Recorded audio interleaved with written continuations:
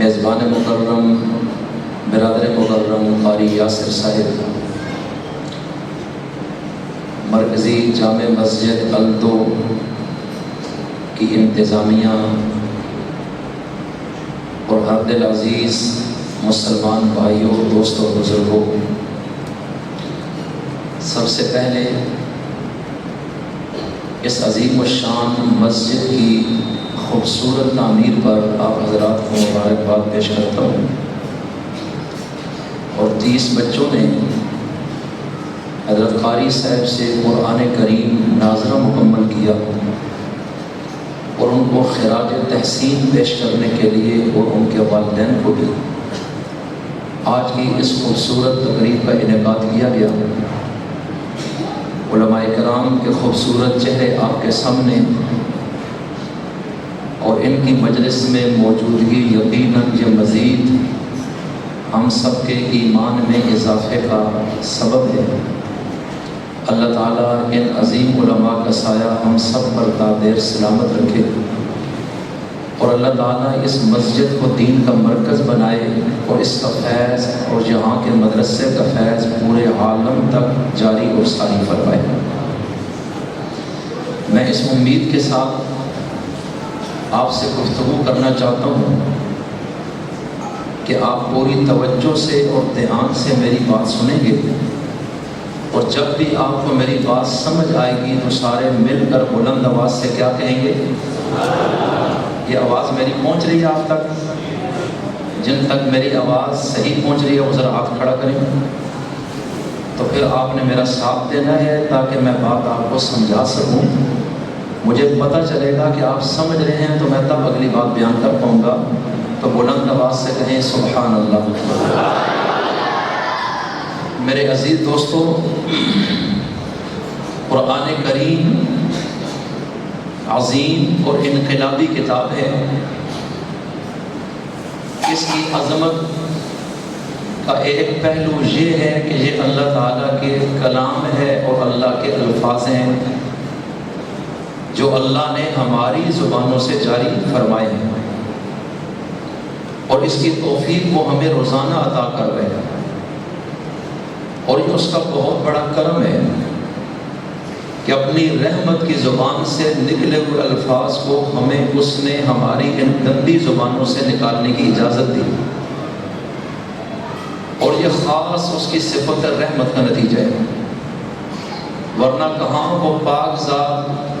پاک کلام، اور کہاں انسان کی گناہوں سے بھری ہوئی زبان، کوئی جوڑ ہی نہیں۔ اور پھر اس کا یہ بڑا کرم ہوا کہ اس نے صرف زبان سے پڑھوایا نہیں، بلکہ اس امت کے ان سینوں کو بھی اس نے ازل سے چن لیا جن سینوں میں قیامت تک اس نے اپنا کلام محفوظ کرنا ہے۔ اللہ کہتا ہے مجھے تمہارے اس نبی کی نسبت سے تمہارے ساتھ محبت ہے کہ وہ میرے محبوب ہیں اور میں ان کی خوشی چاہتا ہوں۔ وَلَسَوْفَ يُعْطِيكَ رَبُّكَ فَتَرْضَىٰ، باوجود اس کے کہ تم گناہگار ہو، لیکن تمہاری نسبت اس عظیم شخصیت سے ہو چکی ہے کہ اب میری یہ چاہت ہے کہ میرا کلام تمہاری زبانوں سے قیامت تک جاری بھی رہے اور تمہارے سینوں میں محفوظ بھی ہوتا رہے۔ سارے کو سبحان اللہ۔ یہ مدرسے اللہ تعالیٰ کی اس رحمت کا نتیجہ ہے، اور یہ قرآن کریم جو اتارے ایک خاص مقصد کے تحت اتارے۔ یہ لاؤڈ سپیکر ہے، جس شخص نے بنایا تھا اس کا ایک مقصد ہے کہ قریب کی آواز دور والوں تک پہنچائے۔ یہ پنکھا جس نے بنایا اس کا ایک مقصد تھا کہ ہوا پہنچائے گا۔ بلب بنایا، اس مقصد تھا کہ روشنی، اندھیرے میں روشنی پہنچائے گا۔ گھڑی ایک شخص نے بنائی، موبائل بنایا، سوئی بنائی، جہاز بنایا۔ ہر چیز کا ایک مقصد ہے کہ یہ کیوں بنائی ہے۔ تو قرآن کریم تو اس کائنات میں سب سے اونچی شان والی کتاب ہے۔ یہ تو خلاق عالم کی زبان سے نکلے ہوئے الفاظ ہیں۔ اس کے لیے اس نے کائنات کے عظیم پیغمبر کا انتخاب کیا کہ میرا کلام آپ نے پڑھ کے دنیا کو سنانا ہے۔ تو سوال یہ ہے کہ اتنی عظیم کتاب اتاری کس مقصد کے لیے ہے؟ وہ مقصد بھی تو بڑا عظیم ہوگا۔ میرے اس سوال پر آپ نے غور کرنا ہے، تو میں اسی کا جواب دینا چاہتا ہوں کہ دنیا میں کسی شخص نے کوئی چیز بھی بنائی تو مقصد کے تحت، اور اللہ تو حکیم ہے، اور عربی زبان کا مشہور مقولہ ہے فعل الحکیم لا یخلو عن الحکمہ، کہ حکیم کا کوئی بھی کام حکمت والے کا حکمت سے خالی نہیں ہوتا۔ تو اللہ تعالیٰ جو حکمتوں کا بھی شہنشاہ ہے، اس کا یہ کام کہ قرآن کریم اتارا ہے اور ہمیں دی ہے، اور اتنے اہتمام کے ساتھ کہ رسول کائنات کو اس مقصد کے لیے بھیجا، یتلو علیہم آیاتی، کہ آپ قرآن کریم پڑھ کر سنائیں گے، وَيُعَلِّمُهُمُ الْكِتَابَ، آپ کو میں نے اس لیے نبیوں کا سرتاج بنایا کہ آپ اس قرآن کے معلم بن کر جائیں گے، والحکمت، اور میں نے اس لیے آپ کو اس عظیم منصب پر اے رسول کائنات فائز کیا کہ میرے کلام کی تشریح آپ اپنی زبان سے دنیا کے سامنے پیش کریں گے۔ اور حکمت سے مراد مفسر قرآن صحابی رسول حضرت ابن عباس کے بقول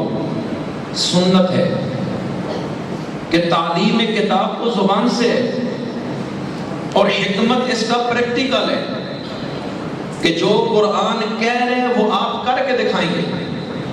کہ عملی نمونہ بھی دنیا کے سامنے آپ کے وجود مسعود سے پیش ہو جائے۔ تو اس عظیم رسول کو بھیجا کہ قرآن کریم پڑھ کر سنائیں، قرآن کریم سمجھائیں،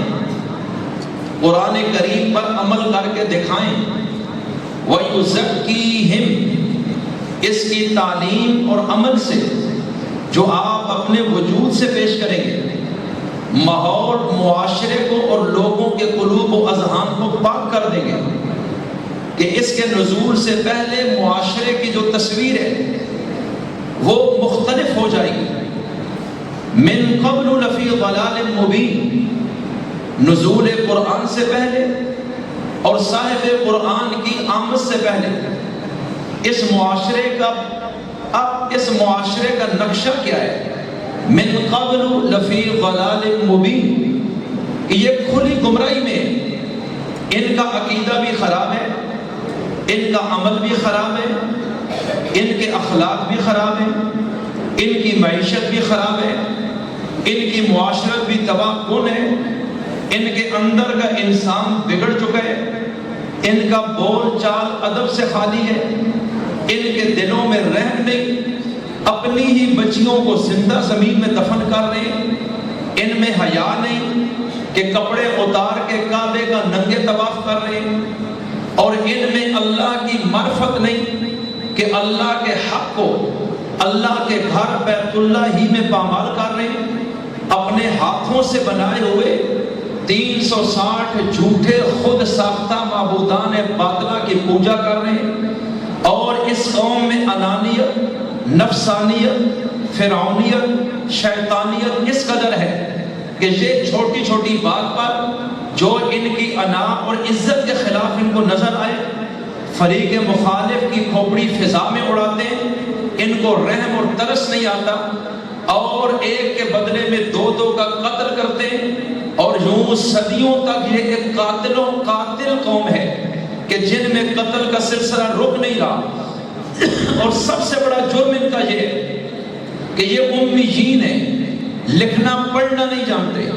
کتاب اور قلم سے واقف نہیں، تعلیم و تعلم کو نہیں جانتے، مدرسے اور کتاب سے واقف نہیں، دلیل کتاب اور معجزے سے واقف نہیں، ان کو کچھ نہیں پتا کہ تعلیم کیا ہے، معلم کیا ہے، نبی کیا ہے، پیغام نبوت کیا ہے، معجزہ کیا ہوتا ہے۔ یہ ایک جاہل قوم ہے۔ حضرت ابراہیم کو صرف اس لیے جانتے ہیں کہ یہ بیت اللہ انہوں نے بنایا اور یہ اپنے آپ کو ابراہیم کی اولاد قرار دیتے یا ان کا وارث قرار دیتے، اس خاندانی تعلق کے علاوہ ابراہیم کا نظریہ اور عقیدہ کیا ہے ان کو کچھ پتہ نہیں ہے، تو یہ ایک ایسی قوم ہے جن کا عقیدہ بھی خراب ہو گیا، جن کے اعمال برباد ہو گئے، دن رات شراب ان کی گھٹی میں ہے، جوا اور سود عام ہے، راستے میں کھڑے ہو کے ناکے لگا کے چوریاں ڈکیتیاں کر رہے ہیں، ماں باپ کا احترام کوئی نہیں ہے، لڑائی جھگڑا دنگا فساد ہر وقت اس قوم کی مزاج ثانوی بن چکا ہے۔ اے رسول عظیم، ہم اس قوم میں آپ کو بھیجیں گے جو قوم کہلانے کی مستحق نہیں۔ توجہ رکھیے گا، میں آپ کے سامنے قرآن اور صاحب قرآن کی عظمت کو رکھنا چاہتا ہوں کہ یہ کائنات کا عظیم رسول جن کے لیے کائنات کو سجایا گیا، جن کو نبیوں کا سرتاج بنایا گیا، جن کو صاحب قرآن کی نسبت ملی، جن کو معراج کا دولہ بنایا گیا، جن کو امام المرسلین بنایا گیا، جن کو خاتم الانبیاء بنایا گیا، جن کو سید الاولین والآخرین بنایا گیا، جن کو امام الثقلین قرار دیا گیا، جو وجہ تخلیق کائنات قرار پائے، جو بعد از خدا بزرگ توئی قصہ مختصر کی مسند نشین نظر آئے۔ ارے یہ وہ عظیم شخصیت جن کے لیے ہر نبی کو پابند کیا گیا ہے کہ تمہیں اپنے اپنے وقتوں میں ہم نبوت دے کر دنیا میں بھیجیں گے، لیکن تم سب سے آخر میں وہ عظیم رسول آئیں گے، اور اگر تم نے ان کا زمانہ پایا تو یہ ایگریمنٹ ہمارے ساتھ کرنا ہوگا، آدم سے عیسیٰ روح اللہ تک ہر پیغمبر اور رسول کو، کہ جب ان کا دور آئے گا تو پھر ان کا کلمہ پڑھو گے، ان پر ایمان لاؤ گے، ان کی نصرت کرو گے، ان کے انصار بنو گے، ان کے مددگار بنو گے، ان کے رفقا بنو گے، ان کے ہم نوا بنو گے، ان کے ہم مشن بنو گے، ان کے رفیق سفر بنو گے، ان کے ساتھ کھڑے ہو جاؤ گے، اور اس شخصیت کے غلام بن کر ان کے دست و بازو بن جاؤ گے۔ تمام رسولوں سے یہ عہد لیا ہے کہ ہم نے اس کائنات کا مہمان خصوصی محمد مصطفیٰ کو بنایا ہے۔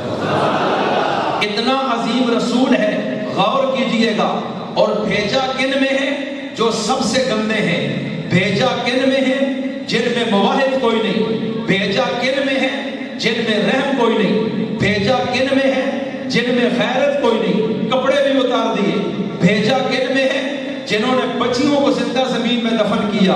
بھیجا کن میں ہے؟ جن کے پاس علم نہیں، تعلیم نہیں، اخلاق نہیں، ادب نہیں، تربیت نہیں، بڑے چھوٹے کی پہچان نہیں۔ اے میرے اللہ، یہ تو آپ کا محبوب ہے، اور ہر شخص اپنے محبوب کو وہاں لے جانا پسند کرتا ہے جو اس کو جگہ پسند ہوتی ہے، اور آپ کو جو ماحول پسند نہیں تھا اپنے عظیم رسول کو وہاں کیوں بھیج دیا؟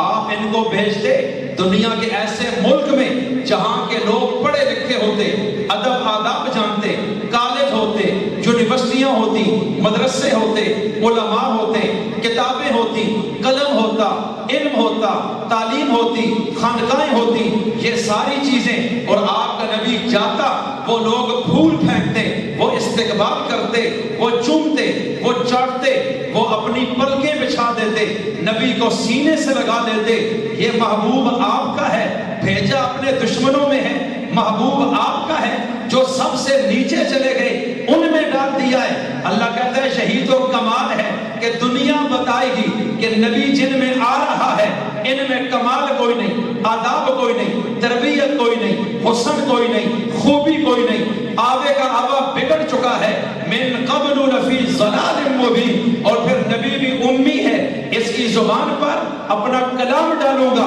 اور اس کتاب میں میں اس معاشرے کی تشخیص کے بعد وہ نسخے بھیجوں گا جو یہ نبی لاگو کرے گا، اپلائی کرے گا، اور پھر یہ نبی اس ماحول میں رہ کر کہ پہلے کا ماحول من قبل لفی ضلال مبین ہوگا، اور جب یہ نبی جائے گا قرآن پڑھے گا، سنائے گا، تعلیم دے گا، قرآن لاگو کرے گا، نبی اپنی زندگی کھپائے گا، اور پہلے کا نقشہ اور ہوگا، اور جب مصطفیٰ زندگی گزار کر قرآن پڑھا چکا ہوگا تو پھر زمانہ دیکھے گا جو سب سے نیچے چلے گئے تھے وہ کائنات میں سب سے اوپر جا چکے ہوں گے.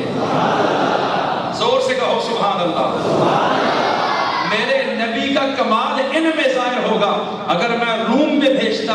ایران میں بھیجتا, میں دنیا کے دیگر مہذب متمدن قوموں میں بھیجتا, پڑھے لکھوں میں بھیجتا, اور جب وہ عظیم بن جاتے لوگ کہتے اس نبی کا کمال نہیں, ان میں پہلے ہی بڑا شعور تھا, پہلے ہی بڑا ادراک تھا, فہم تھا, علم تھا, سوچ تھی, ایک قوم تھی, اشارہ دیا ہے, بس وہ اٹھ گئے. اس لیے اللہ کہتا ہے جو پہلے اٹھے ہیں ان کو اٹھانا کمال نہیں, جو گر چکے ہیں ان کو اٹھا کر رشک ملکوت بنا دینا یہ قرآن کا کمال ہوگا, یہ صاحب قرآن کا کمال ہوگا. اللہ کہتا ہے اس لیے میں نے اپنے محبوب کو ان میں بھیجا ہے. اب محبوب جب آئیں, ایک طریقہ تو یہ ہے ان کو کہیں اللہ کو سجدہ کرو, شرک چھوڑ دو, بچیوں کو زندہ دفن کرنا چھوڑ دو, شراب چھوڑ دو, ظلم چھوڑ دو, گناہ چھوڑ دو, جوا چھوڑ دو, زیادتی چھوڑ دو, اور اگر نہ مانے بدماشی کرے تو نبی تلوار اٹھائے, ڈنڈا اٹھائے اور ان پہ سختی کرے. اللہ کہتا ہے نہیں, اس قوم کی فطرت میں مزاج میں سختی ہے, سخت شخص ان میں آئے گا, رد عمل سخت پیدا ہوگا, یہ جاہل رہ جائیں گے. اس لیے یہاں رد عمل والا شخص نہیں چاہیے, ان کو بدلنے کے لیے محمد مصطفیٰ جیسے حوصلے والا استاد چاہیے. غور کرنا ہے میں کیا کہنے لگا ہوں.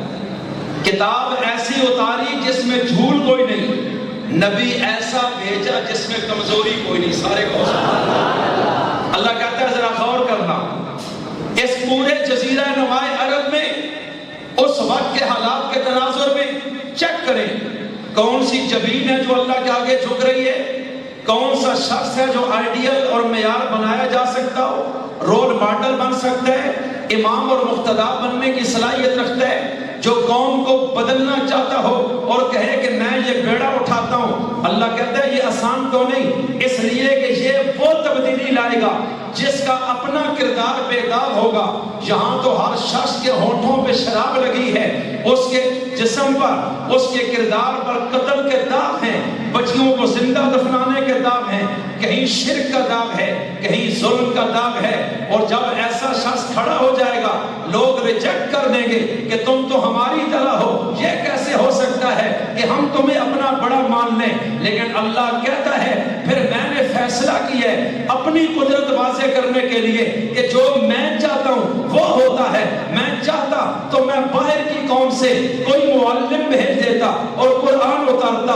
ان کو چینج کرو, لیکن ہو سکتا ہے یہ اسے قبول نہ کرتے کہ تم باہر کے ہو, تمہاری قوم اور ہے, تمہارا ملک اور ہے, تہذیب اور ہے, تمدن اور ہے, زبان اور ہے, اس لیے ہم تمہیں قبول نہیں کرتے ہیں کیونکہ یہ اسے جانتے نہیں, ان کو تعارف نہیں ہے. اور بھیجا اس رسول کو جو پیدا ہی مکہ میں ہوا ہے, جس کی والدہ کو جانتے ہیں, والد کو جانتے ہیں,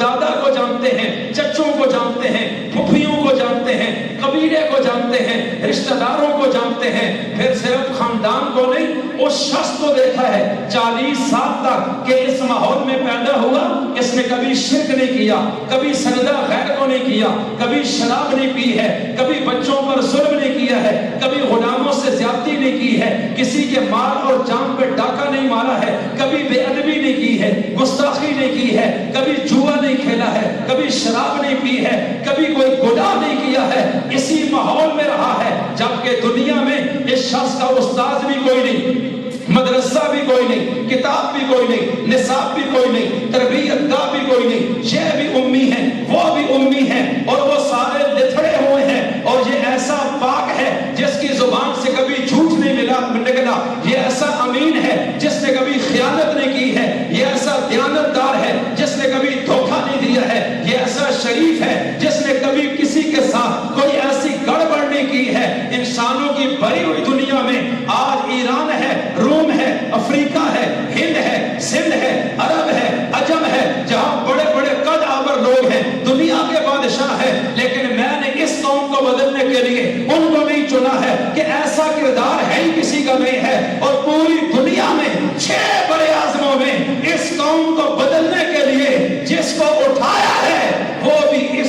ہی پاک ہے جس طرح اس کو بھیجنے والا پاک ہے۔ غور کیجئے گا، جب یہ کہے گا جھوٹ نہ بولو، وہ چیک کریں گے 40 سال میں اس نے کہیں بولا تو نہیں ہے، تو پھر یہ سمجھ جائیں گے اس نے کبھی نہیں بولا۔ اور اگر یہ ان کو روکے اور خود کرتا رہا ہو تو یہ تبلیغ بے اثر ہو جائے گی۔ ارے غور کرنا، قرآن کو غلطی سے پاک کر دیا، محمد کو گناہ سے پاک کر دیا ہے۔ اللہ کہتا ہے میں پاک، میری زبان رحمت پاک، میرا کلام پاک، میرا رسول محمد مصطفیٰ بھی پاک، اور میں پاک لوگوں سے کام لیا کرتا ہوں۔ اس لیے جن کی زندگیاں بد کردار ہو گئیں وہ میرے راستے کے ہاتھی نہیں بن سکتے۔ ہر دور کا یہ قانون بنا دیا ہے کہ پاک باز لوگ، اولیاء، صادقین، مومنون، محتدون، فائزون، راشدون، ان کے ساتھ نسبت رکھنے والے، ان کی صحبت اٹھانے والے، جن کی نظریں پاک ہوں، جن کی خود غرضی نہ ہو، جن میں تکبر نہ ہو، جن میں عجب نہ ہو، وہ ساری چیزیں باہر پھینک دی گئی ہوں، وہ امت کے خیر خواہ ہوں، جن کی نظر جیبوں پہ نہ ہو، دنیا پہ نہ ہو، مال پہ نہ ہو، عہدوں پہ نہ ہو، سیاست پہ نہ ہو، بلکہ ان کی نظر اگر ہوتی ہے تو لوگوں کی خیر خواہی پہ اور اللہ کی رضا پہ۔ ارے غور کیجئے گا، اس عظیم رسول کو دنیا کی گندی قوم میں بھیجا ہے، قرآن کی روشنی کے ساتھ بھیجا، اپنی بیداغ سیرت کے ساتھ بھیجا ہے۔ فرمایا محمد قدم راکھن میں 40 سال میرے نبی نے وہ کام کرنا تھا جو دنیا میں کوئی انقلابی نہ کر سکا، بادشاہ نہ کر سکا، لیڈر نہ کر سکا، رہبر نہ کر سکا، قائد نہ کر سکا، امیر نہ کر سکا۔ اس لیے کہ نبی نے کیا کرنا ہے کہ جن کی شکلیں انسانوں کی طرح ہے، ان کے اندر انسانیت نہیں ہے، ان کو انسان بنانا ہے، اور یہ کام دنیا میں کوئی نہیں کر رہا تو رسول کو بھیجا ہے کہ ان کو میں نے انسان بنایا تھا لیکن یہ شکل انسانوں کی ہے، ان کے اندر حیوانیت آ گئی ہے، اب آپ جائیں اور آپ ان میں جا کر انسانیت پیدا کریں دن رات ایک کر کے۔ تو غازی کے مسلمان، تیرا اور میرا رسول اس دنیا میں آیا ہے مال بنانے کے لیے نہیں، عہدے لینے کے لیے نہیں، گاڑیاں بنانے کے لیے نہیں، زمیندار بننے کے لیے نہیں، تاجر بننے کے لیے نہیں۔ ارے یہ ضرورت تھی، یہ مقصد نہیں تھا۔ مقصد کیا تھا کہ میں نے قوم کے بچے بچے کو بدلنا ہے، ان کو غیر کے در سے ہٹا کے ایک اللہ کے در پہ کھڑا کرنا ہے۔ اس لیے پوری زندگی 40 سالوں تک پھونک پھونک کے قدم رکھا ہے کہ مقصد عظیم ہے تو معلم بھی عظیم ہوگا، نصاب بھی عظیم ہوگا۔ ارے جب 40 سال مکمل ہوتے ہیں تو 40 سالوں میں میرا نبی کڑتا رہا، نبی دیکھتا ہے بوڑھوں کو، جوانوں کو، مردوں کو، عورتوں کو، تاجروں کو، سیاستدانوں کو، جوانوں کو، جنگجوؤں کو، شاعروں کو، ادیبوں کو، خطیبوں کو، علماء کو، عوام کو، فقراء کو، امیروں کو، بڑوں کو، چھوٹوں کو، ہر ایک کو دیکھ رہا ہے، مطالعہ کر رہا ہے کہ اس معاشرے کی تباہی میں بیماری کیا ہے، جڑ پکڑی جائے، خرابی کہاں سے ہے۔ 40 سال تک میرا رسول قوم کی تشخیص کرتا رہا۔ 40 سال خوب غور سے دیکھنے کے بعد مصطفیٰ نے تشخیص کی ہے کہ ان کا سب سے بڑا جرم یہ ہے کہ یہ جاہل لوگ ہیں، ان کے پاس علم نہیں ہے۔ اگر علم آ جائے اور پھر معلم صحیح ہو، یہ قوم بدلی جا سکتی ہے، لیکن تلوار کے زور پہ نہیں، ڈنڈے کے زور پہ نہیں، طاقت کے زور پہ نہیں، کہ ان کی فطرت میں سختی ہے، یہ الجھ جائیں گے، یہ رد عمل دیں گے، یہ ایکشن دیں گے، یہ ایکشن کا ری ایکشن دیں گے۔ اس لیے حوصلہ بھی کرنا ہے، صبر بھی کرنا ہے، برداشت بھی کرنی ہے، لڑنا بھی نہیں ہے، الجھنا بھی نہیں ہے، یہ ساری چیزیں اپنے اوپر سہنی ہے۔ تب جا کر اس قوم نے میری بات کو سننا ہے۔ تو 6 مہینے پھر میرا نبی اعلان نبوت سے پہلے غار میں جاتے ہیں، غار میں جا کر مراقبہ کرتے ہیں، دعائیں کرتے ہیں، روتے ہیں، سجدے کرتے ہیں۔ اے رب کریم، میری قوم بدل گئی ہے، گمراہ ہو گئی ہے، کفر میں چلی گئی، شرک میں چلی گئی ہے، میں رو رہا ہوں، یہ جہنم میں جا رہے ہیں، تیرے بغیر کوئی نکال نہیں سکتا ہے۔ ربا میرے لیے راستہ آسان کر دے، ان کی بیماری سمجھ چکا ہوں، میں خود امی ہوں، نسخہ شفا میرے پاس نہیں ہے، علم میرے پاس نہیں ہے، دلیل میرے پاس نہیں ہے، معجزہ میرے پاس نہیں ہے۔ ربا تو کرم کرے گا تو میں کامیاب ہو جاؤں گا۔ 6 مہینے میرا رسول اس قوم کی تشخیص کے بعد میرا تصور یہ ہے غار میں رو رہا ہے، اور 6 ماہ بعد میرے رب نے کرم کیا ہے، قوم کی بیماری آپ نے پکڑی ہے، قرآن اتار کر اس قوم کے لیے نسخہ شفا ہم بھیج دیتے ہیں، یہ کام ہم کر دیتے ہیں۔ آپ امی ہیں، طریقہ ہم سکھائیں گے، گر ہم بتائیں گے،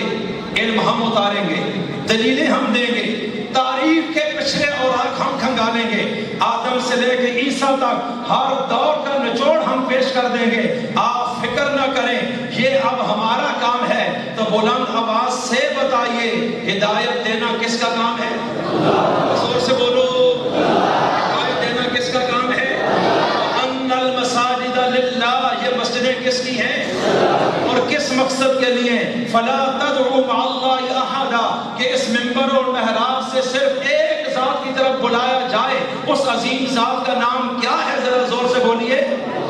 زور سے بولیے، اللہ۔ اللہ چاہتا ہے کہ لوگ مجھے پہچانیں، میری مانیں، میری طاقت کو سمجھیں، میری قدرت کو سمجھیں۔ مکہ والے نہیں جانتے رب کون ہے، یہ زمین کس نے پیدا کی، آسمان کس نے پیدا کیا، سورج کس نے کھڑا کیا، چاند کو کس نے چلایا، ہوائیں کس نے بنائی، فضا کس نے بنائی، خلا کس نے بنایا، پانی کس نے چلایا، دریا کس نے بہائے، سمندر کس نے چلائے، یہ کائنات میں مخلوقیں کس نے پیدا کی، اور ایک دانے سے 700 دانہ زمین کا فرج پھاڑ کر کس نے نکالا ہے۔ ان جاہلوں کو پتہ نہیں ہے کہ جن کے آگے تم جھکتے ہو ان کو تو پتہ ہی کچھ نہیں ہے، نہ سنتے ہیں، نہ دیکھتے ہیں، نہ بولتے ہیں، مٹی کی مورتیاں ہیں، اور جس نے سب کچھ کیا ہے اس کو جانتا کوئی نہیں، اس کو مانتا کوئی نہیں، اس کے آگے جھکتا کوئی نہیں ہے۔ بیت اللہ بنایا گیا تھا ایک اللہ کے آگے جھکنے کے لیے، لیکن یہ بیت اللہ کے جو انچارج المتولی ہیں یہ خود مشرک ہیں، تو پھر کون اس کعبے کو پاک کرے گا؟ ان کے دماغوں کو پاک کرے گا، ان کے عقیدوں کو پاک کرے گا، ان کی فکر کو پاک کرے گا، ان کے ماحول کو پاک کرے گا۔ وَيُزَكِّيهِمْ، مزکی کون ہے، مصلح کون ہے، مربی کون ہے، معلم کون ہے، رہبر کون ہے، مقتدا کون ہے؟ جس کی سیرت بیدار ہو تو مصطفیٰ کو چنا ہے، ساری کائنات سے قرآن کو اتارا ہے، ساری کائنات میں منتخب کر کے اور پھر مکہ میں بھیجا ہے کہ جس طرح یہ زمین سبزے سے پاک ہے، یہاں پتھر ہے، سنگلاخ پہاڑ ہے، اس طرح ان لوگوں کے دل بھی پتھر کی طرح ہے۔ تو مصطفیٰ چاہیے یتلو علیہم آیاتہ، ان پر قرآن پڑھنا آپ کا کام ہے، ان کے دلوں کو بدلنا مجھ خدا کا کام ہوگا۔ آپ جائیے ذرا، آج میرے رسول جب اترے وہاں سے نکلے، صفا پہاڑی پہ آ کے کھڑے ہو گئے، ساری قوم کو اشارہ کیا، بلایا، سارا مکہ بھاگتا ہوا آیا کہ اس صادق اور امین نے بلایا ہے، کبھی زندگی میں ہمیں نہیں بلایا، اس سے بڑا کوئی ہمارا خیر خواہ نہیں، مشفق کوئی نہیں، محسن کوئی نہیں۔ ابھی 5 سال پہلے اسی کی سرپرستی میں حجر اسود کو ایک مقام پہ رکھا گیا اور مکہ لڑائی سے بچ گیا۔ اس شخص کی کمال حکمت سے، یہ تو جوڑنے والا ہے، یہ تو متحد کرنے والا ہے، یہ تو اتفاق کی لڑی میں پرونے والا ہے، اس شخص میں فتنہ کوئی نہیں، اور یقیناً اس نے کسی عظیم مقصد کے لیے بلایا ہوگا۔ ارے بھائیو، غور اپنے رسول کو سمجھو، کس رسول کی امت ہو اور اس رسول کا ذہن دیکھیں، ان کا کردار دیکھیں کہ وہ نبی آج صفا پہاڑی میں ہے، سارا مکہ قبائلی دشمنیوں کے باوجود نبی کی ذات میں متفق ہے۔ ابھی ان کو پتا تو نہیں یہ نبی بننے والے ہیں، ان کو تو یہ پتا ہے اس شخص نے تجارت کی ہے، ان جیسا تاجر کوئی نہیں، یہ ایسا جوان ہے، اس جیسا جوان کوئی نہیں، اس کا ایسا نسب ہے، اس جیسا نسب کسی کا نہیں، یہ ایسا سچا ہے، ایسا سچا کوئی اور نہیں، یہ ایسا متدین ہے کہ ایسا دوسرا کوئی نہیں ہے، یہ ایسا نیک ہے کہ ایسا دوسرا کوئی نہیں ہے۔ اس شخص کی زندگی سب سے نرالی ہے، سب سے جدا ہے، سب سے اعلیٰ ہے، بالا ہے، افضل ہے، بے مثال ہے، رول ماڈل ہے، نمونہ ہے۔ آج اس نے کیوں بلا لیا ہے؟ ہمیں دوڑ کے جانا چاہیے۔ ارے وہ سارے اکٹھے ہوئے تو میرے مصطفیٰ نے کہا ہوگا، ارے تم 40 سال تک سوچتے رہے کہ محمد سب سے اعلیٰ ہے، جدا ہے، بالا ہے، سب سے خوبصورت ہے، سب سے الگ نوعیت کا اس کا کردار ہے، تو میں آج تمہیں بتانا چاہتا ہوں کہ جب میں اتنا اعلیٰ ہوں تو مجھے بنانے والا کتنا اعلیٰ ہوگا۔ آج میں بڑی اہم بات کرنے لگا ہوں، تو میرے نبی نے حکمت کو اختیار کیا۔ غور کیجئے، فوراً آگے یہ نہیں بول دیا کہ میں یہ پیغام لایا ہوں کہ اللہ کے علاوہ کوئی معبود نہیں اور میں اس کا رسول ہوں، اس پر ایمان لاؤ، ایسے نہیں، بلکہ آپ کھڑے ہوئے، آپ نے پہلا سوال کیا لقد لبثت فیکم عمرا من قبلی، ارے میں نے پچھلی ساری زندگی تمہارے اندر گزاری ہے، دن رات تم نے دیکھے، خاندان میرا تمہارے سامنے، قبیلہ تم نے دیکھا ہے، حسب نسب سے تم واقف ہو، میرے لیل و نہار، شب و روز، سفر و حضر، خلوت و جلوت، لین دین معاملات، تجرد اور ازدواج کی زندگی، یہ تم دیکھ چکے ہو، تم سے بڑھ کر مجھے کوئی نہیں جانتا ہے، اس لیے میں آج تمہاری عدالت میں ہوں، انسانوں کی عدالت میں، اور دنیا کا پہلا انسان ہوں جو آج انسانی اور عوامی عدالت میں کھڑا ہو کے اپنی ذات کو پیش کر رہا ہے کہ میرے بارے میں بتاؤ تمہارا کیا خیال ہے۔ جب سے دنیا بنی ہے اس طرح کبھی بھی کسی نے عوام کی عدالت میں اپنے آپ کو پیش نہیں کیا ہے، اور میں اس لیے پیش کر رہا ہوں کہ میں عوامی شخص ہوں، میں عوام کا خیرخواہ ہوں، میں نے عوام میں رہا ہوں اور عوام کو ایک پیغام دینا ہے، لیکن اس سے پہلے میرا سوال یہ ہے کہ میں نے زندگی ساری تم نے گزاری ہے، تم بتاؤ میں کیسا شخص ہوں، مجھے تم نے کیسے پایا ہے۔ اب نبی نے سوال کیا، یقین جانے ہم میں سے کوئی نہیں پوچھ سکتا، اس لیے کہ 4 تعریف کریں گے، 2 تنقید بھی کریں گے، کچھ کہیں گے یہ چیز آپ کی اچھی ہے اس لحاظ سے آپ قابل تعریف نہیں ہے، لیکن یہ کتنا مشکل کام ہے کہ مکہ کے ان لوگوں نے کہ جو منہ پر بات کرنے کے عادی ہیں، جن میں منافقت نام کی چیز نہیں ہے، دشمنی بھی سامنے ہے، دوستی بھی سامنے ہے، اور آج ان کی عدالت میں یہ رسول اپنے آپ کو کھڑا کر کے پوچھتا ہے بتاؤ میں نے زندگی گزاری ہے تمہارے اندر، مجھے تم نے کیسے پایا ہے۔ ساری قوم یک زبان ہو کر کہتی ہے ہم نے بار بار تجربہ کیا ہے، آپ کی زندگی میں سچ اور شرافت کے سوا ہم نے کبھی کچھ بھی نہیں دیکھا ہے۔ زور سے کہو سبحان اللہ۔ میرے نبی نے کہا اچھا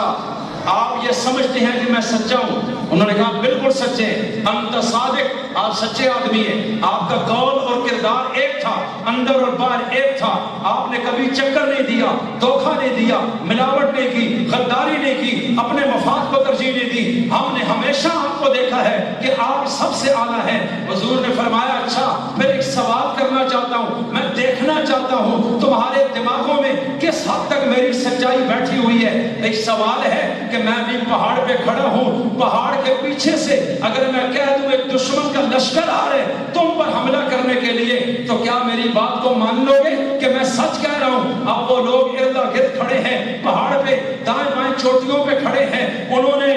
ایڑیاں اٹھا کر پیچھے دور تک دیکھا، یوں میلوں تک، ان کو تو کوئی نظر نہیں آیا۔ نبی نے کہا میں اگر کہہ دوں کہ کوئی آ رہا ہے تم پہ حملہ کرنے کے لیے، چکنے ہو جاؤ، حفاظت کا انتظام کرو، اگرچہ تمہیں آنکھوں سے نظر کچھ نہیں آ رہا، لیکن اگر میں کہہ دوں کہ واقعی آ رہے، تو کیا اتنا یقین ہے میرے کردار اور سچائی پر کہ میں جھوٹ پھر بھی نہیں بول سکتا، اگرچہ تمہاری آنکھ تصدیق نہ کرے؟ اور وہ جب دیکھتے ہیں کہ نظر تو کچھ نہیں آ رہا، پھر بھی وہ کہنے لگے ہمیں نظر نہیں آ رہا، پھر بھی ہم کہیں گے کہ آپ سچ بول رہے ہیں، اس لیے کہ ہماری آنکھ غلط دیکھ سکتی ہے، آپ کی زبان جھوٹ کبھی بھی نہیں بول سکتی ہے۔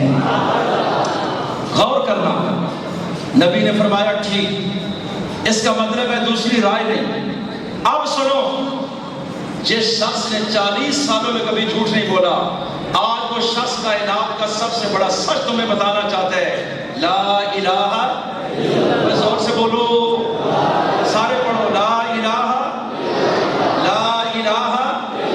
بلند آواز سے کہیے لا الہ۔ یہ وہ سچ ہے جو چھپایا جا رہا ہے، آج میں اسے بتانے کے لیے، اور مجھے پتا ہے اس کی قیمت کتنی چکانی پڑے گی، لیکن وہ اللہ پردوں میں چھپا ہے، اس کے آگے کوئی جھک نہیں رہا، اور میں یہ سمجھتا ہوں محسن ہے کائنات کا وہ، اور جتنا ظلم اس کے ساتھ ہو رہا ہے تو اس کا حق غیر کو دیا جا رہا ہے، ایسے لوگوں سے بڑا ظالم کوئی نہیں، اس لیے میں سب سے پہلے اس اللہ سے آغاز کرتا ہوں جس نے کائنات کو بنایا ہے، اس کے بعد پھر ماں باپ کا ذکر ہوگا، غلاموں کا ہوگا، بیویوں کا، بچوں کا، پڑوسیوں کا، جانوروں کا، اپنوں کا، پرایوں کا، تمام کا حق مارا جا رہا ہے، معاشرہ ظالم ہے، میں ایک ایک کا حق متعین کروں گا، میں بتاؤں گا استاذ کا کیا حق ہے، بچے کا کیا حق ہے، والد کا کیا حق ہے، بیوی کا کیا حق ہے، ماں کا کیا حق ہے، بیٹی کا کیا حق ہے، جانور کا کیا حق ہے، سواری کا کیا حق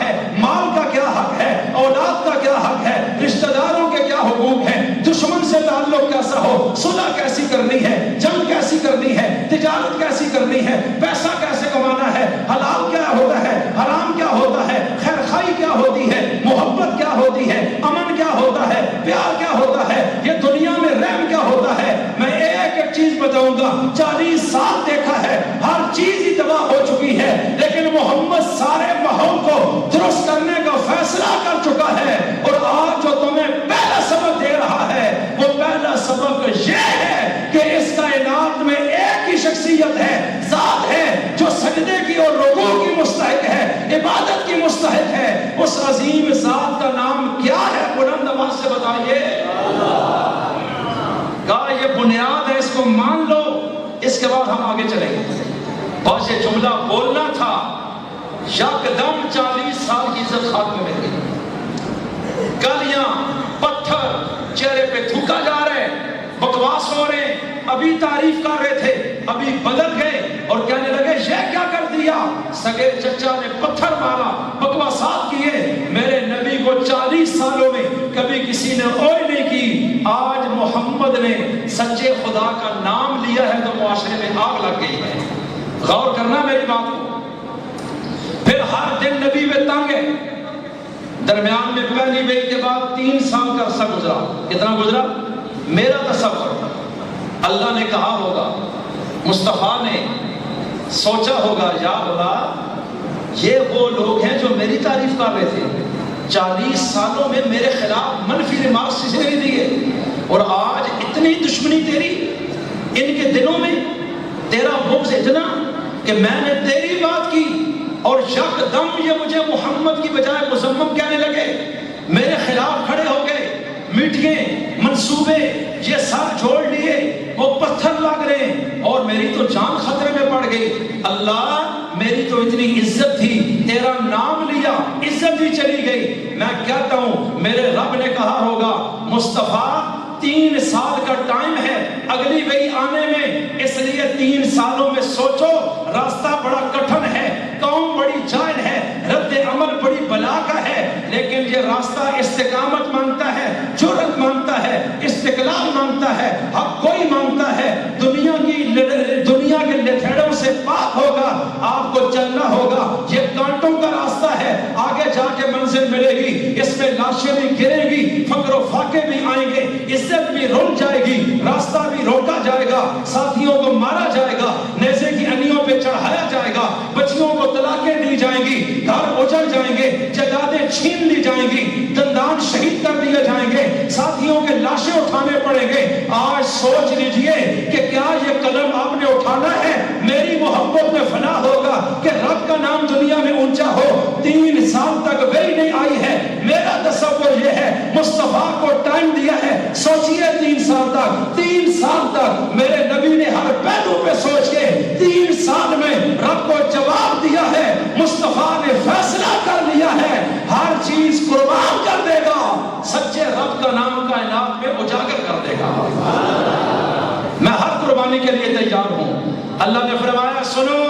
اگلی وہی آئی، یا ایھا المدثر، اے چادر اور کمبل کر کے آرام کرنے والے نبی، بہت آرام ہو گیا۔ جب قوم بدل جائے، بگڑ جائے، تباہ ہو جائے، معاشرہ جہنم کے کنارے چلا جائے، تو پھر قوم کے رہبروں کے لیے آرام اور سکون ختم ہو جاتا ہے۔ یہ احساس ذمہ داری ہے، اس لیے اس چادر کو پھینک دیجئے، قوم اب کھڑے ہو جائیے، اب میدان عمل میں نکلیے، گلی میں آئیں، محلے میں آئیں، چوک میں آئیں، صحرا میں آئیں، کعبے میں آئیں، بدر میں آئیں، احد میں آئیں، مکہ میں، طائف میں، حجاز میں، ہر جگہ جانا ہے، نہ دن دیکھنا ہے، نہ رات دیکھنی ہے، نہ چمگٹا دیکھنا ہے، نہ خلوت دیکھنی ہے، بس کھڑے ہونا ہے، تو پھر جان کی پرواہ نہیں کرنی ہے، اس لیے کہ یہ کائنات جتنی بھی ہے، زندگی موت ان کے ہاتھ میں نہیں ہے، زندگی اور موت کس کے ہاتھ میں ہے؟ زور سے بولیے۔ اللہ اعلان کر رہا ہے، واللہ یعصمک من الناس، میں آپ کو لوگوں سے بچا کر دکھاؤں گا، آپ کھڑے ہو جائیں، میں قربان اپنے نبی کے حوصلے پہ۔ دنیا نے بڑے بچے جنے ہیں، مصطفیٰ جیسا بہادر نہیں جنا، دنیا نے بڑے دلیر جنے ہیں، نبی جیسا دلیر نہیں جنا، دنیا نے بڑے استقامت کے پہاڑ جنے ہیں، میرے مصطفیٰ جیسا نہیں جنا ہے۔ طوفانوں سے ٹکرائے، بڑے تو بڑھتے چلے گئے، کھڑے ہوئے تو کھڑے ہوتے چلے گئے، سرداروں سے ٹکرائے، چودھریوں سے ٹکرائے، ملکوں سے ٹکرائے، خانوں سے ٹکرائے، وزیروں سے ٹکرائے، امیروں سے ٹکرائے، وڈیروں سے ٹکرائے، سرداروں سے ٹکرائے، معاشرے سے ٹکراتے گئے، اور وہ مقابلے میں آتے گئے، اور وہ جتنے مکہ کے وڈیرے تھے وہ سارے ایک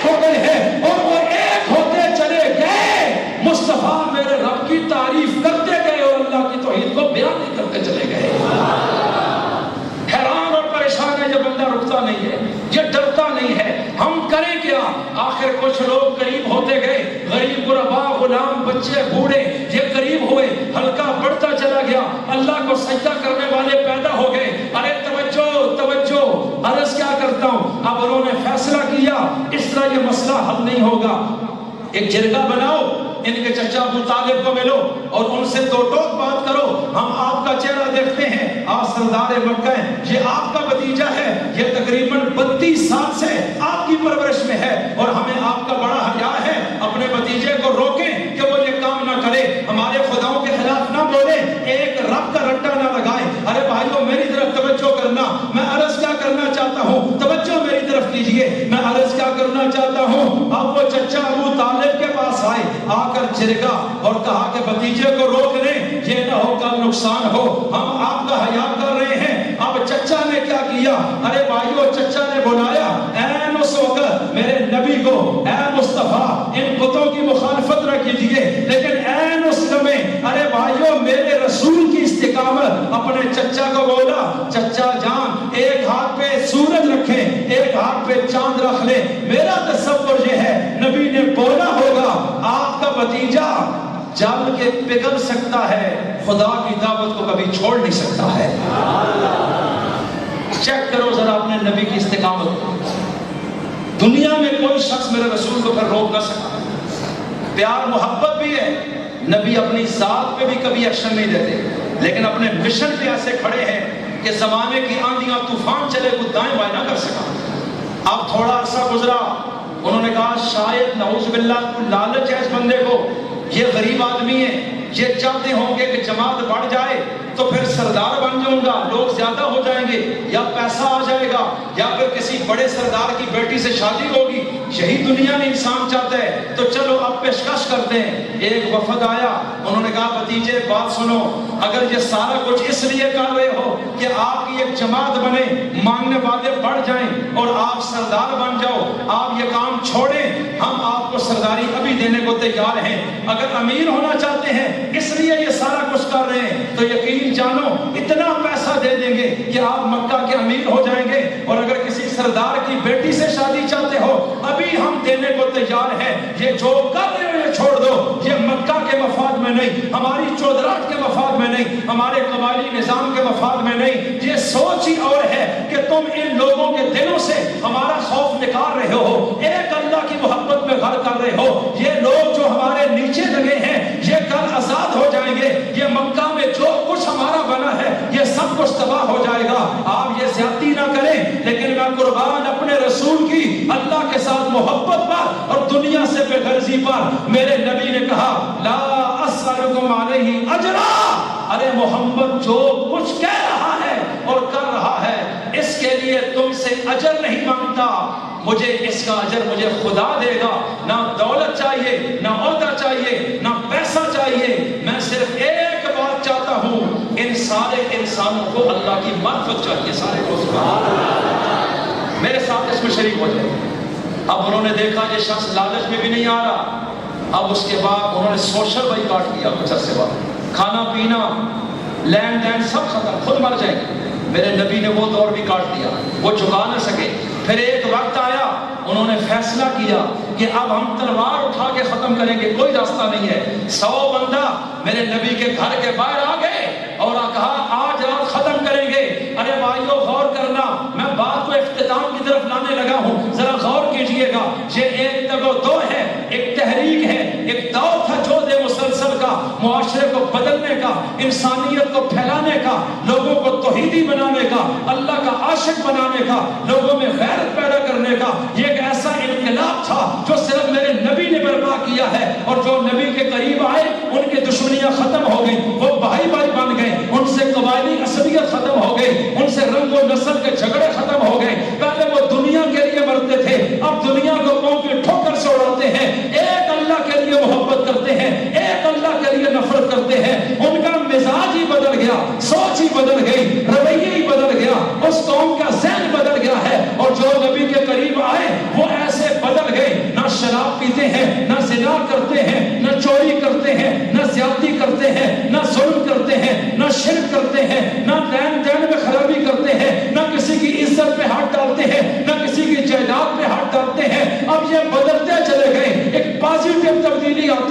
ارے غازی کے مسلمان، یہ مقصد تھا تیرے رسول کے آنے کا، یہ مقصد تھا قرآن کو اتارنے کا، اور وہ شیطانی قوتیں اس چیز کو برداشت نہیں کر سکتی تھی کہ لوگ ہمارے اندر سے نکل کر ایک اللہ کے سامنے جھکے، اندر سے ہمارا خوف ختم ہو جائے، یہ نہیں ہو سکے گا۔ اس لیے وہ طاقت استعمال کرتے ہیں، پیسہ استعمال کرتے ہیں، حملے کرتے ہیں، ڈراتے ہیں، لالچ پیدا کرتے ہیں۔ نبی کے ارد گرد انہوں نے 100 تلواریں لے کر کھڑے ہو گئے تو میرے مصطفیٰ نے کہا ہوگا ربا اس ماحول میں تیرا نام لیا ہے، میری جان خطرے میں پڑ گئی ہے۔ رب نے کہا فکر نہ کر، آج مدد کا دروازہ کھولوں گا، جھوٹے خداؤں میں سچے خدا میں فرق کر دکھا دوں گا۔ اس لیے مصطفیٰ یہ 100 کافر تلوار لے کر ہجرت کی رات میں کھڑا ہے نبی کے گھر کے باہر کہ آج ہم ہمیشہ کے لیے اس زبان کو ختم کر دیں گے جو ہمارے خداؤں کو چیلنج دیتی ہے۔ تو میرے رسول کو رب نے کہا ہے آج ہم نے آپ کو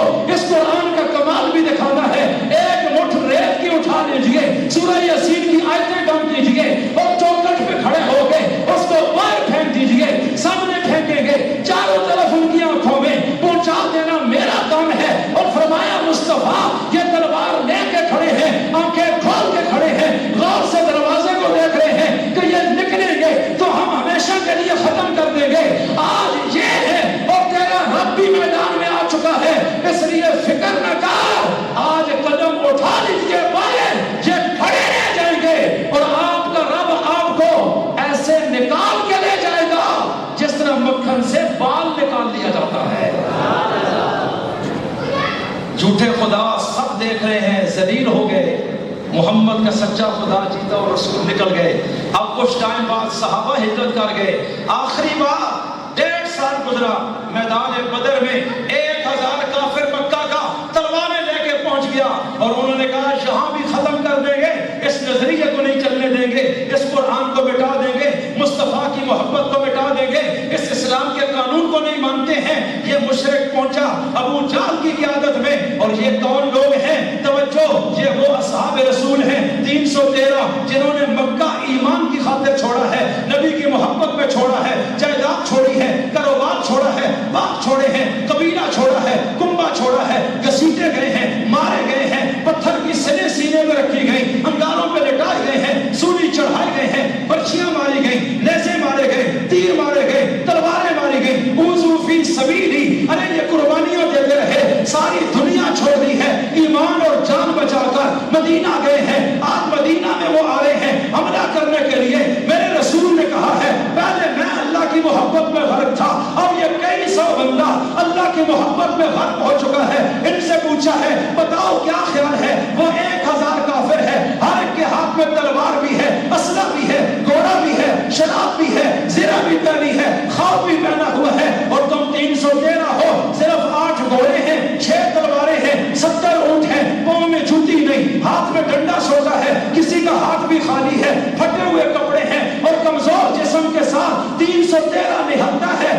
1000 مسلح ہے۔ آخری بات کر رہا ہوں، غور کیجئے گا، بتانا کیا چاہتا ہوں، یہ بدل گئے تھے قرآن سن کر، یہ بدل گئے تھے مصطفیٰ کی صحبت سے۔ آج نبی پوچھتا ہے بتاؤ جان ہے اور ایمان ہے، جان دینی ہے تو ایمان بچانا ہے، تو پھر جان کٹانی ہوگی، میدان میں کھڑے ہونا ہے۔ 313 نے کہا ہم ایمان بچانا چاہتے ہیں، جان دینا چاہتے ہیں، ہم بچے بھی دے آئے، علاقہ بھی دے آئے، قبیلہ بھی چھوڑ آئے، مکان بھی چھوڑ آئے، جائیداد بھی چھوڑ آئے، کاروبار بھی چھوڑ آئے ہیں۔ ایک جان ہے اور ایک ایمان ہے۔ اب جب مقابلہ آیا ہے تو ہم جان بھی دینا چاہتے ہیں، ایمان چھوڑنا نہیں چاہتے ہیں۔ یہ تھا کمال میرے مصطفیٰ کا، یہ تھا انقلاب میرے رسول کا۔ آج 313 میدان میں کھڑا ہے، مقابلے میں شیطان کا گروہ ہے، نبی ساری رات سجدے میں سر رکھ رو رہا ہے، ربا انہوں نے مجھ پر یقین کر کے آپ کو مانا تھا، میں نے ان کو بتایا ہے اللہ طاقتور ہے،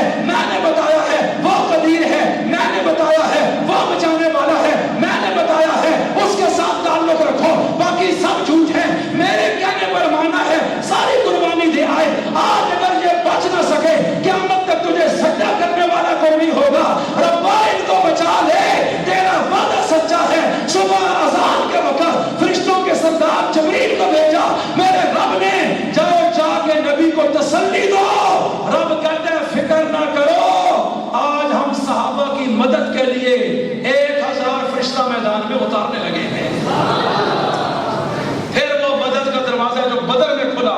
پھر وہ کبھی بند کوئی نہیں ہوا۔ کیا احد ہے، خندق ہے، تبوک ہے، حنین ہے، خیبر ہے، حدیبیہ ہے، یرموک ہے، قادسیہ ہے، پھر یہ سپر پاور پہ چڑھ دوڑے، یہ روم پہ چڑھ دوڑے، یہ افریقہ میں چلے گئے، یہ ہند میں آ گئے، یہ سندھ میں آ گئے، یہ افغانستان میں گئے، یہ چائنا میں چلے گئے، استنبول میں چلے گئے، مراکش میں چلے گئے، لیبیا میں چلے گئے، عراق میں چلے گئے، شام میں چلے گئے، الجزائر میں چلے گئے، انڈونیشیا گئے، ملیشیا گئے۔ ارے یہ جاتے گئے، قومیں الٹ گئی، لشکر ہار گئے، ملک فتح ہو گئے۔ اللہ نے محمد مصطفیٰ کو بھی کائنات میں اونچا مقام دیا،